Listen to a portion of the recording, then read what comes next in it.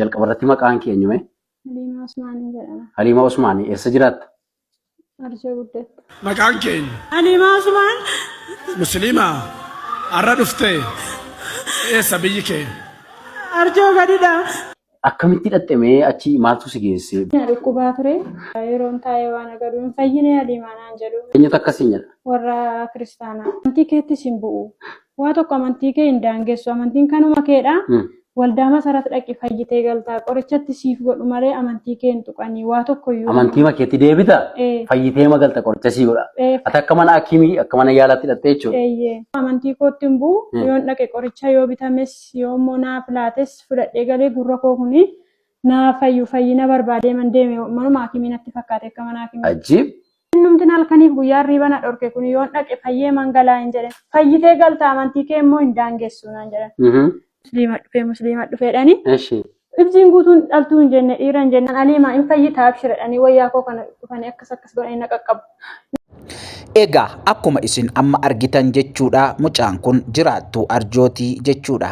Kanaan dura dhukkuba hamaadhaan qabamtee gurri ishees dhukkubsachaa waan tureef waldaa araaraatti dhaqxee akka isheedhaaf kadhatamu barbaaddee jechuudha.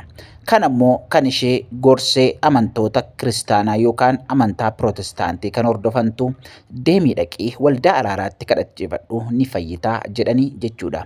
Isheenis immoo fayyuu waan barbaadduuf dhaqxee waldaa araaraatti kadhachiifattee fayyitee jechuudha. Egaa kana dhaga'uudhaan immoo Abdii Raggaasaa mucaan jedhamu mucaan amantaa pirootestaantii keessaa ba'ee gara amantaa musliimaatti dhiyeenya dabalame immoo hordofuudhaan gara Arjoo deemee jechuudha. Gaafa gara Arjoo deemu akka waan isheen dogongora hojjettee fi namni gorsee dogoggorsiisee akka waan isheen achi dhaqxeetti fakkeessee viidiyoo waraabee akka kanaan yeroo inni dubbatu argina jechuudha. Egaan jarana namni amantaa musliimaa keessaa ba'ee akka amantaa pirootestaantiitti makamuuf namni dhiibbaa geessisu tokkoyyuu hin jiru. Garuu immoo namni ofiisaatiin naa ta'a jedhee nan barbaada jedhee fayyuun barbaada jedhee dhaqee akkasittiin waldaa dhaqee kadhachiifatee dhukkuba isaarraa yeroo fayyummoo yeroo baay'ee ni argina. Garuu immoo namoonni tokko tokko jibba amantaa kanaa kan qaban akkaataa kanaan yeroo isaan kana godhan baay'ee nama gaddisiisaa namatti dhaga'ama jechuudha. Namni amantaa barbaade hordofuu danda'a. Nuti amantaa kiristaanaas taane, amantaa musliimaas taane, amantaa kamiyyuu yoo taane fedhii keenyaan malee dhiibbaa kamiinuu gochuu hin qabnu jechuudha. Kanaaf namoonni tokko tokko amantaa gidduutti garaagarummaa uumuudhaaf akkattiin tokkummaa namaa cabsuudhaaf wantoota akkasii yeroo godhan gaarii miti jechuudha. Egaa obboleessi kun guyyaa har'aa Arjoo akka jiruu fi achitti immoo viidiyoo kana akka waraabaa ture dubbataa ture jechuudha. Miidiyaa garaagaraa irrattis qoodee ture jechuudha. Egaa kanaan duras wantoota akkanaa wantoota amantaaf amantaa walitti buusan hojjechaa ture waanta ta'eef guyyaa har'aa gaha qaamni mootummaa yookaan immoo poolisiidhaan Arjoorraa gara Naqamtee osoo deemuu to'atamee jira jechuudha. Santu seera. Dhugaadhumatti gurbaan kun kanaan durayyuu to'atamuu qaba ture. Sababiin isaa hojiin hojjetu wanta nama amantaaf amantaa walitti buusu wanta ta'eef akkaataa kanaan qaamni seeraa immoo tarkaanfii fudhatee gorsuu fi mucaan kun sirraa'u akka qabu gamanumaan dhaamna jechuudha. Dhugaadhumatti namni Waaqayyoo raajii Masarat wanta godhe hin qabu. Tajaajilaadhaa abbaan barbaade yoo dhaqee kadhachuufidha jechuudha. Yeroo kadhatuuf immoo dirqama inni amantaa pirootestaantiirraa gara kanaatti yookaan immoo musliimarraa gara pirootestaantiitti kana jedhee wanta dubbatu hin qabu jechuudha.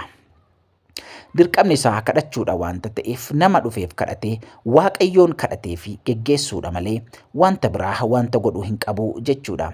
Isa kanaaf egaa obboleessi keenya Abdii Raggaasaan asitti dhugaadhumatti baay'ee dogoggorteetta jechuudha. Sababiin isaa ati si jaallannaa dhugaadhumatti kaleessa tajaajilaa waldaa kiristaanaa turte har'a immoo gama amantaa musliimaa deemte kun mirga keetii. Kun fedha keeti wanta ta'eef iddoo barbaade deemuu dandeessa. Namni waan barbaadetti amanuu danda'a. Yoo barbaade dhagaatti amanuu danda'a. Yoo barbaade mukatti amanuu danda'a. Amantaa musliimaa immoo amantaa hordoftoota baay'ee qabuu fi amantaa kabajasaa eeggatee jiraatudha. Isa kanaaf iddoo barbaade dhaquu dandeessa. Amantaa namaa tuquuf, arrabsuuf, gadi buusuuf nama dhuunfaa immoo akkaataa kanaan xiqqeessuuf garuu mirga akka hin qabnedha jechuudha. Egaa hordoftoota keenya wantoota akkasii gaafa argitan isinillee dhugaadhumatti eeruu qaama mootummaaf kennuutii qabdu. Sababiin isaa warroonni akkasii quuqama amantaaf osoo hin taane faayidaa dhuunfaa isaaniitiif warra deemanidha jechuudha. Namni baay'een faayidaa dhuunfaa isaatiif jedhee maqaa amantaaf amantaatiin nama walitti buusaa oolaa jechuudha. Kanaaf egaa obboleessi kun qaamni mootummaa erga qabee egaa seeraan gorsee akkaataa inni sirraa'uu danda'uun wanta gochuu qabu gaa hin godha jennee abdanna.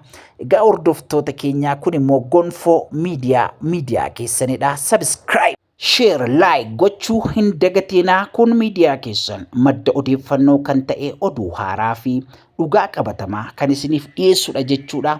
Yesuus Kiristoos barabaraan gooftaadha. Nuti egaa amantaa kanas hordofaa sanas hordofaa kun mirga keessanidha. Garuu immoo amantaa namaa arrabsuun gaarii akka hin taane dhaamna jechuudha. Nuti hundumtuu tokkummaaf jaalalaan amantaan kamiyyuu walii wajjin akka jiraatu dhaamna jechuudha. Kaayyoon keenya jaalalaa, kaayyoon keenya walii wajjin jiraachuudha wanta ta'eef namni kamiyyuu akka inni namatti bu'us hin eeyyamnu jechuudha. Egaa Waaqayyo sinaa eebbisuu, eebbifamaa, yeroo gaarii qabaadhaa.